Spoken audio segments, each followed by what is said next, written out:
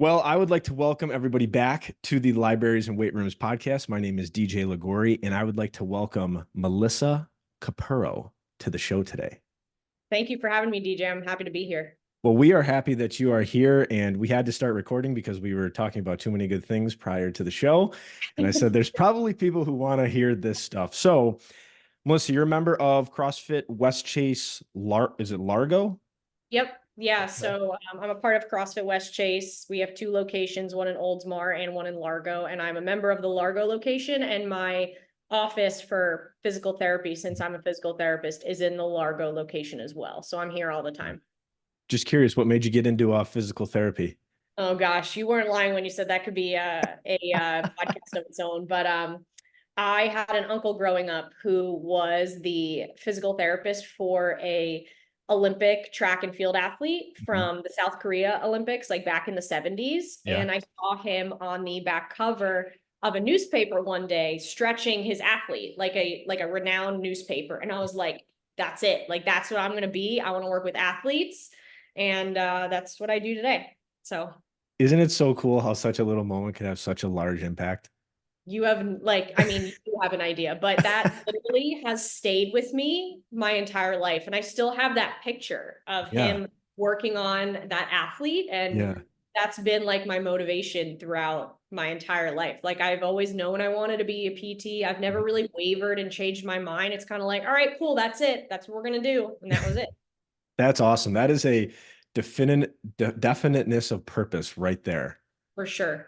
That is so cool. So the first thing that I want to talk about today, and I mentioned this a little earlier, is Stoicism.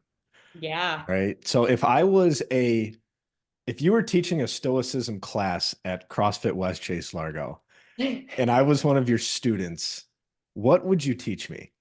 Wow. There's so much. There's so many different things to elaborate on, but I think one of the main things that I would want to start with, and I just want to say that I really like Stoicism because it's challenging to me. Like, I'm really, really, I don't want to say bad at it, but I'm not great at it, implementing it into my life. And that's why it's something that I hold near and dear to my heart, because it's something that got me through physical therapy school and starting my own business, and now just, living life as a human and trying to be better every single day. So I think one of the things that I would first bring up and teach is that you need to have some sort of control over your emotions, and making sure that those don't play a role in your decision making and the way that you come off to others. So yeah, everyone has emotions, but how well can you control them? So making sure that those are well taken care of, if that makes sense. Yeah. What do you think people get wrong when it comes to managing emotions? I think that, and we kind of mentioned this before, because I know I do this, reacting versus responding. Yeah. I know I do this for sure, and it's something that I've been working on for a while, but there are certain instances where I like catch myself and I'm like, okay, that was a reaction. That wasn't me taking a step back and realizing what I'm saying and what I'm thinking, and actually letting that kind of sink in before I go ahead and make a move of some sort. Do you think the reactions are more like one of maybe our own insecurities is like triggered? Yes. Right. Or one of our own, like, so because that's like, I'm glad you said that, because that's something that, like, whenever I react to something, I'm like, oh, that was me. Right. They did something that they exposed a flaw of mine, or they exposed something that I wasn't fully ready to like look at. And now it's kind of pissing me off. And that was why I reacted. Yes, that is like the definition of, like, in my head, what I would think of when I have some sort of like reaction versus response. So it's when I was on this breathwork and meditation retreat that I was telling you about, Yeah. I specifically learned a lot about my ego, and that's where anxiety comes from. So I feel like the reaction is the ego, meanwhile the response is the actual person. It comes from the person, if that makes sense. Yeah. So the reaction is the ego, the response is the person. Yeah, that's kind of how I'm seeing it, is that my ego which is the thing that is my anxiety, Hmm. which, has been a journey of mine and I've been healing from. Hmm. Um, all of that negativity, all of that anxiety comes from the ego. So one of the things I focused on this retreat was my ego death, Oof. which was really powerful. And then I heard that song. Was it Jay-Z that had that ego death song? You ever I don't heard of know. it? I'm not quite into the hip hop game, Melissa. You might have to Oh educate me on gosh. this. I have to look it up afterwards. But I was like, wow, like that's kind of how I coined it for myself, Mhm. is like my ego death. Yeah. It's funny you mentioned that because that's the second time I've heard that term in probably the last month. And the first time I heard it, I was talking to a friend of mine and she was like, yeah, I went through a couple ego deaths. And I was like, whoa, whoa, whoa, stop. What did you just say? She's like, ego deaths. I'm like, what is that? Like, that sounds like the most interesting thing I've ever heard in my life. Like your ego is dying, right? And I think you're probably a fan of Ryan Holiday, right? He's wrote Ego. What is it? Ego is the Enemy. Yep. And I actually have that book on Audible. I'm gonna listen to it soon. But that's like the one thing that I feel like as I've gotten on my own, you could say personal discovery type of journey, it's like, am I really just fighting this fucking ego that I got? Yeah. Right? Like, am I really just trying to say, like, I'm not always gonna be okay? And is it all right if people know that? Yeah. Right? Like, I think the more we can suppress that ego or at least try to better manage it, I think the better we are at actually connecting with other people. 100%. And I think it's an important distinction to make, that like the ego that we're talking about is, for me personally, it's negative thoughts, it's anxiety. It's not like ego in the sense of like, oh, I think I'm better than everybody. Like that's not how I'm seeing the word ego in this sense. Like I'm thinking of ego as like the lesser self. Yeah. Well, I mean, this kind of leads nicely into social media, right? And we wanted to hit a little bit on social media. I mean, where do you see our egos coming into play when it comes to social media? Yeah, in terms of social media, I think that people show a lot of good on social media, like they have it as their highlight reel. Mhm. So I think just having social media and having that in mind as like a, hey, I know that this people use it as their highlight reel, and people then compare themselves to it, like, oh, this person is posting about the fact that they do this, they have this, Mhm. uh, they're so fortunate, XYZ. But meanwhile, it's like I'm here, struggling day to day to just make sure I like keep my thoughts in check. Mhm. Just as an example of what some people may feel. So, making sure we don't get caught up in like the comparison game, and making sure that we don't get caught up in, well, this person does this, so I should be able to have that and do that too. And Yeah. knowing that social media isn't everything, because I think in today's society, like it creates this, again, expectation of like, you should be doing this, you should have Mhm. this, at 30 years old, you should be doing this and this. Mhm. And I think it's just wrong. I think it portrays a really false picture of what life needs to be like for people. Yeah, and it's tough then because we compare the everyday life to this falsified reality. And there's this great book I love called The Gap and the Gain, and it's written by Dr. Benjamin Hardy and Dan Sullivan, I believe. And it's the idea of like, do you notice the gaps in your life or do you notice the gains in your life? Love it. And I think it's interesting to think about social media. And this is a question I'd love to ask you, Melissa. Do you think social media is more good or more bad? Oh, that's so tough. If I wasn't a business owner, where a lot of my interactions with clients and future clients comes from, like Instagram, social media, I probably wouldn't have Instagram, Yep. to be honest with you, just because I think in my personal life, I think it's done more bad than it's done good. Hmm. But I feel like in order to have a presence and have a legacy in terms of what I do, and getting to reach more people, like Hmm. I work with people around the world, not just people here in, Hmm. the Tampa Bay area. Hmm. So for me to reach those people, Instagram's a really great and easy way to do that. So honestly, if it wasn't for my business, I probably would get rid of it, because I Hmm. really don't see it bringing any positives to my personal life. It's a distraction. It serves as a way for me to compare myself to others, and it serves as a way to, I guess I would say comparison is the biggest thing, but I think it's really a time suck and a mental energy suck. Yeah, it's interesting. When I was in my early 20s, when I was struggling with some of my own mental challenges, I remember designating like an hour a day, like in my agenda. I remember actually writing this down, like, hey, go on Instagram for an hour and actually like see what's going on with all your friends and see who's the girl you have a crush on, see what she's doing, and like all of these things.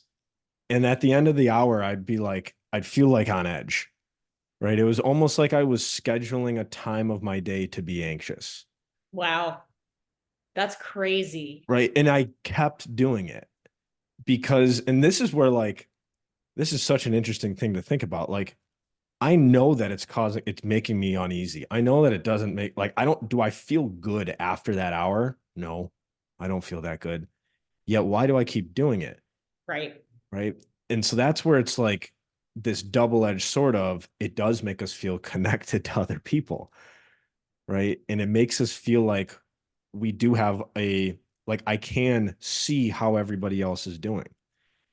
Right. Like I have this bird's eye view of, ooh, what have they posted in the last week, or what's their story like? Like, how are Right. they doing? But what are Right. they posting? They're only posting things that they want you to see. Exactly. Right. And it's like creating that perception of, hey, I am DJ Ligori. I am Melissa Capurro. This is what I want you to think of me. Right. Would I ever post something that I didn't want people to associate with me? Right. Like, probably not. Right. So it's like this thing that we have control of from our own profile standpoint, yet we don't have control over that next picture that we're going to see. Right. Yeah. 100%. And that's why it's like that's crazy that you would just schedule an hour Yeah.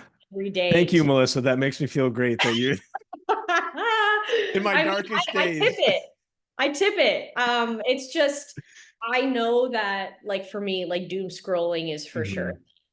Hmm. Trying to keep, stay off of Instagram as much as possible and like just using it to post whatever I need to post for Hmm. business and to, I use Instagram as a way to be like relatable to the people that I Yeah. want to work with. So like CrossFit athletes are that's like my ideal client. Hmm. So, I'm a CrossFitter and I'm going to post myself doing CrossFit things because I want people to see that, oh, Melissa does CrossFit. I think if I get hurt, I'm going to go and see her because she gets it. Hmm. Yeah. And so now I'm curious because I know we started with Stoicism and then we jumped into social media. Do you see a way of connecting Stoicism to how we could better manage social media? I think that's what I'm struggling with. That's literally the thing that I'm struggling with is because I think I get some really heightened emotions. Hmm. And I don't even want to say anxiety because I basically made a pact to myself to say, like, I don't have anxiety. I'm healing from anxiety.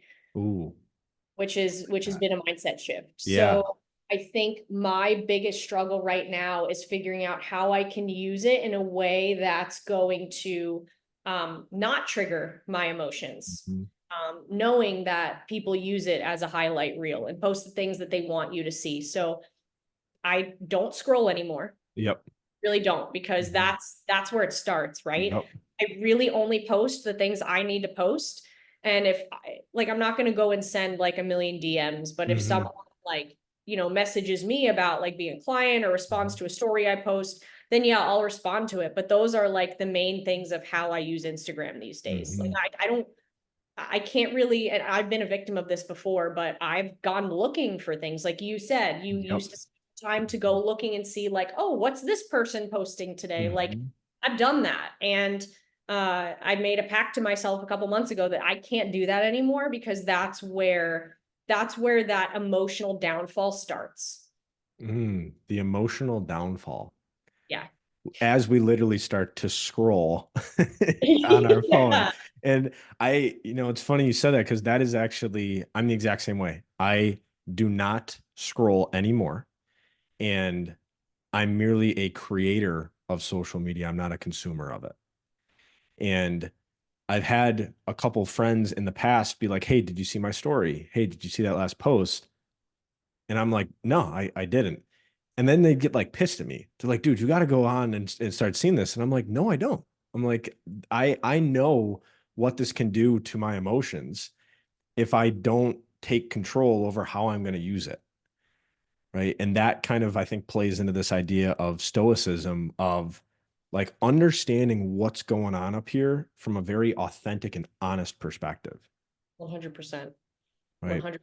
And I think being authentic and honest with yourself about like who you are and the things that you struggle with is a really, really difficult process Mhm. Why do you think it's so difficult to do that? because we don't want to be bad at stuff. Mm, We don't want to come off as weak. We don't want to come off as wrong, and we don't want to be bad at anything. Like I was just mentioning to you before that I have in the past been very reactionary and not responsive. mhm, So that's, I think part of it is the reaction is like the putting up the wall of like, hey, like I don't like that. You're exposing something of me that I don't want you to see or that I'm not ready to deal with on my own yet. mhm. So yeah, I think it's just we don't want to be bad at things. Yeah, we don't want to be bad at things. No shit. Yeah. But in simple terms, I really think that's it. Yeah, I think it's interesting too because I think the idea of like vulnerability can play a big role in this too. And I actually just did a personal podcast yesterday about people being more coachable. And you probably see this a lot, right, with your practice of like, hey, if I coach you through something, how likely is this client to actually do it? And there is a level of vulnerability required in that where I have to be like, hey, she knows more than me in this area of whatever I'm doing. I should probably listen to her, Right. right? Or if we have a CrossFit coach, right, or a teacher or a mentor, and there's this level of like admitting in your life, these are the things that I'm not that great at.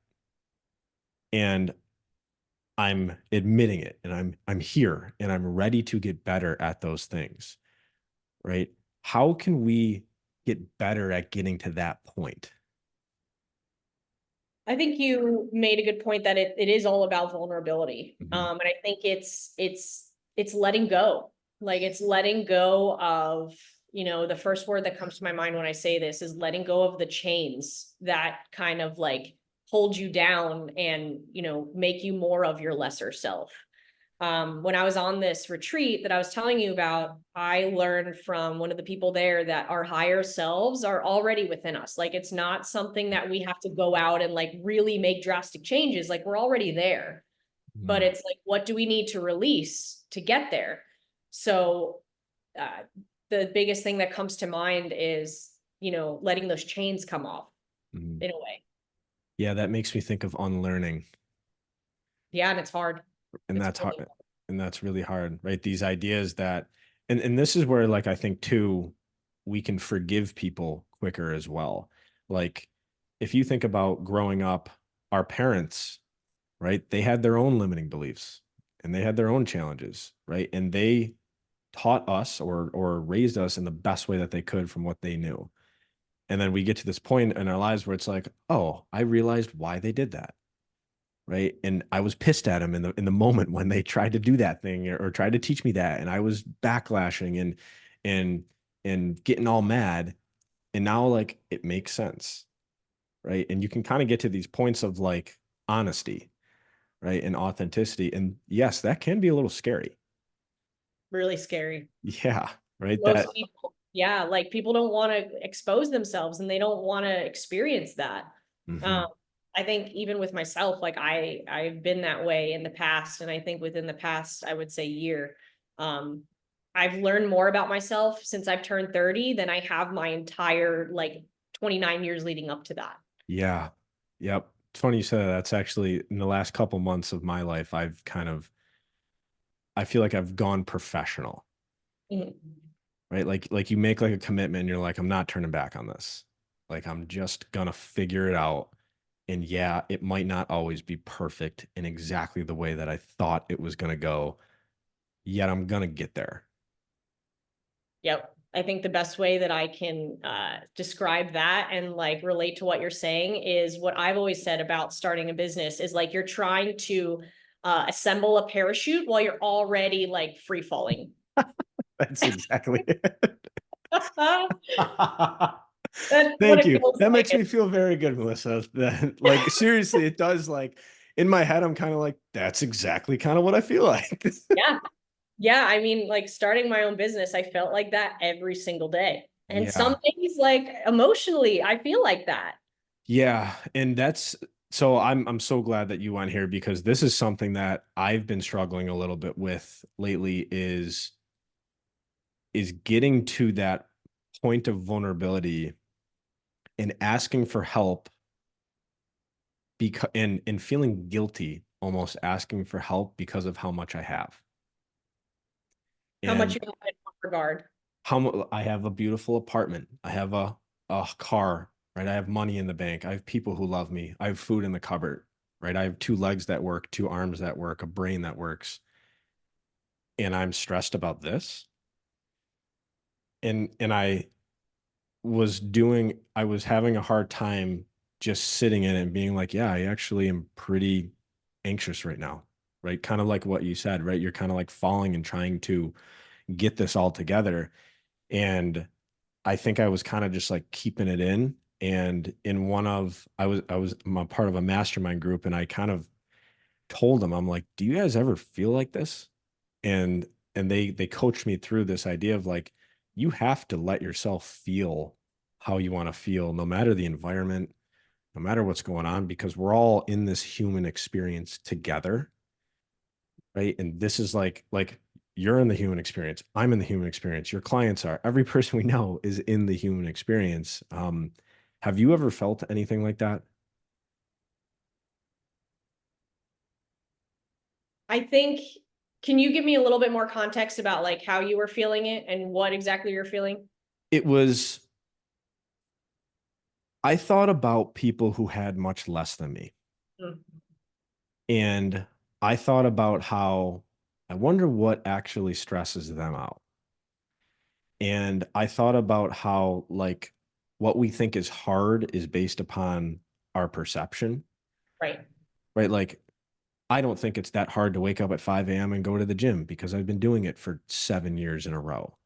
But somebody else might be like, wow, that's freaking hard to do. Right. And so I think what I was struggling with was I know that there are people who have so much less than me. And if I was to tell them what was bothering me, they would laugh at it. And that was what was getting to me. Yeah, I think it's all relative, right? Like, yeah, I've thought about that in terms of, you know, people that have less than we do, that do less than we do, that aren't as blessed or fortunate as we are. But I think I've always been able personally to ask for help. Like Mhm. I'm really it personally, I think I'm really good at owning up to what I'm not good at and what I need help with Mhm. as of recently. Like I'm much better now at owning up to that sort of thing now. But that's never really been a challenge for me. But it's all about relativity, right? Like it's that whole concept of it being relative is so interesting to me too, is like something that's difficult to us is like that would be astronomically amazing to someone else to have that problem. Yeah. You know what I mean? Yeah. And I think too, this might lead nicely into your beautiful term of messy action. Right. With this idea of like, all right, I'm gonna have to do something here. And I don't know exactly what it is, yet I know I have to do something. Right. And I have to change some behavior. And I remember I gave a talk a couple weeks ago in St. Pete about basically how challenges are way more valuable than we give them credit for because they ultimately change our behavior into more desired behaviors, right? If something hard happens in our lives, we then change our behavior to then manage it better. And something hard, and we're like constantly going on this like path, like a honing missile, right? We're not going straight. We're just going here, and then we're going here, and then we're going here, and then eventually we'll get a little bit more dialed in with these behaviors. But it's a lot of messy action, It is. right? So It could you describe that term? Because when I read that, it honestly made me feel good in my soul. Yeah.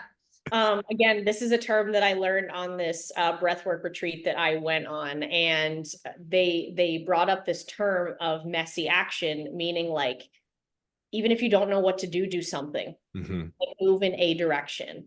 And I thought that that was really powerful because, you know, I'm going through this whole process of this ego death, right? And like the future of what that looks like may not look clear to me at the moment, but like just moving in a direction, you can then decide, is that the direction? Yes. Okay, keep going. Is it not the direction? All right, let's do some messy action in another direction, right? Mm-hmm. And something that I learned on this retreat too, that I've heard before, but I didn't really understand until I went on this retreat, is be, do, have. Have you heard of that before? I have heard that. Be explain it to me again. Yeah. So essentially, the way I learned it is if you don't know what to do, think about and figure out who to be, Okay. because that will lead you in the right direction. Mm-hmm. So that's something that I've been diving into like on my own in terms of like defining that higher self of that person that like I want to be, who's Mm-hmm. already in me, but I need to just learn how to bring out. So if I don't know what to do to get there, I just have to figure out who that person is and what that looks like. And then I can emulate those things. So I think messy action relates to that too, because it's like if you don't know what to do, just think about what that end goal looks like and emulate that. And that's your first step towards, you know, doing that messy action, you know? Yeah. Success leaves clues, Yeah. right? And if we knew what to do, imagine how boring that would be. Yeah. Yeah. Seriously. Right. I heard Ed Milet say this on a podcast once. He said it's the uncertainty that actually makes it worth it. And that has not left my head since he said it, because it's this weird feeling of like, I'm kind of pissed that I'm uncertain about this, but at the same time, it also makes it interesting, right? The fact that I don't know if this is going to work, or if I don't know if this result is going to be in my life that I want, that's actually why we have to do it. Right. Exactly. And I think for someone to see that as a positive, I think most people need a mindset shift to see that as a positive, because I think if you let your ego get to you, I think your ego can say something along the lines of like, you're never going to get there. You don't know what that looks like you don't know how to get there, essentially. Mm-hmm. But it's really a mindset shift of like, it's already there. You just have to act like achieve it. I mean, what's the word I'm looking for? You just have to access it. Mm-hmm. Yeah. And that's where I think sometimes we get stuck in the how, right? How am I going to get there? And like, so a couple, I have like three decisions that I wrote down that are actually on my wall, and I look at them in my wall and they're also in my shower. I put them right in my shower because I look at them while I take a shower, and I wrote them in the future tense. So I wrote them as if they're already done, right? Mhm. So when I read them, I'm already experiencing the emotion and the joy of achieving that decision that I made or that outcome, right? So then I'm not focusing so hard on the how, because the how is this jungle of messy action, Yep. right? It's this jungle of things that we don't know exactly what to do. Yet, if we can get to a point of believing that it is possible, right? And having faith and getting to a point of believing that it's already happened, we might start to operate at a different, we might start to have some different behaviors here. Right. Yeah. Because I think a lot of people can focus on the negative of like, I'm not there yet. Hmm. And I don't know what to do to get there. And then it just creates this like snowball effect of negativeness, I Hmm. guess. And it's hard to pull yourself out of that. It really This- is. the snowball effect of negativeness. I said that today. What else did I say? I said something else that was pretty funny. I don't know. I'll have to watch Did this back. you think it was funny, or did somebody else think it was funny? Oh no, I thought it was hilarious. You thought it was all right, Melissa. I got one more question that I like to ask everybody. Sure. Um, what is one idea that has helped you live a smarter and stronger life? Oh man. One idea that's helped me live a stronger and smarter life. Um, the first thing that's coming to mind is that you're not going to have it all figured out. Mm. So leaning into the fact that I'm 30 and I'm still figuring it out, because I never thought that I would get to 30, let alone like own a business and operate it by myself. But I never thought that I would like have a hard time still like navigating life. Not in the sense of like I don't know what I'm doing, but kind of in a sense of like I'm still just figuring out how to like be a business owner, like how to be a friend, how to be a girlfriend, how to be an athlete, how to be a human. Like I'm figuring out how to do all these things well. And I was like, oh yeah, by 30, like when I was 15, I was like, cool, when I'm 30, I'm going to be like chilling. I'm going to be cruising. Mhm. Like, yeah, but at the same time, I'm still figuring things out every single day that I know I need to work on and I know I need to do to like make myself better. Mm. When do you think you'll have it all figured out? I don't know, 45 at this trajectory, maybe. 45, good for you. There's probably a lot of anybody who's 45 and is listening to this, please message me and let me know if you have it all figured out. All right. Yeah, please. I want to know. I Because want to know. me and because I'm 28 and I remember graduating college and thinking to myself, I got it all figured out. Like, gonna get a job, right? Work a nice 9 to 5, find a girl, be married by 26, 27, maybe have a kid. And now it's like, no, I wasn't ready for any of that shit. 0%. Right. And I think that's like where giving yourself the grace to continually learn and continually grow and understand that there are no expectations put on you Mm, except for the expectations that you might put on yourself. 100%, especially the ones that come from things like social media that you then like adopt mentally. And it's like, oh, I need to be doing this by this time. Oh, I need to have Yeah. this accomplished by this time. Yeah. Yeah. I mean, I even remember talking to some buddies who living in like an apartment, right? They were renting and they were like, well, I got to buy a house soon. I'm like, why? They're like, well, that's what I'm supposed to do. It's like sitting there being like, and just having them like sit in that, just be like, are you really like, we're supposed to do this? It's like, I know people Right. who've rented for their whole lives. Right. I've bought and sold a house and now I'm renting again. So, and I'm 30 years old. Well, good. I'll push them over to you and you can coach them on that then. Yeah. Well, Oh, Melissa, thank you so much for your time today on the show. We covered a lot. We talked about stoicism, we talked about social media, the respond rather than react, and the messy action. So thank you so yeah, much. Thank you so much for your time. Truly, truly appreciate it. absolutely. I was excited to do this and chat with you. So thank you so much for having me. Awesome. You're welcome. And for everybody tuning in today, thank you so much for your time and your energy as always. If you liked what we talked about, which you should definitely have liked what we talked about today, all right? We're talking about managing a lot of stressful things in our lives. Always very grateful if you give us a rate, a review, or a subscribe on your preferred platform. And until next time, keep doing hard things, and we'll talk to you guys soon.